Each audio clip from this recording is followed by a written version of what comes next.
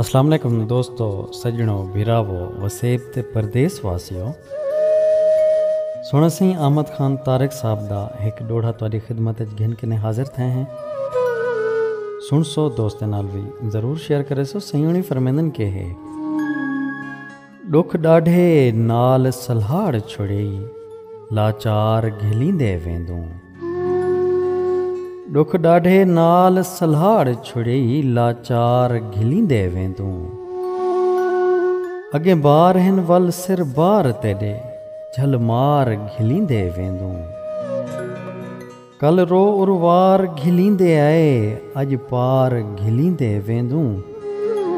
दुख तारिक तार च घिलन हा, बेतार घिलींदे वेंदूं। दुख तारिक तार च घिलन हा, बेतार घिलींदे वेंदूं। बहुत शुक्रिया सोना सिंह, कमाल मेहरबानी।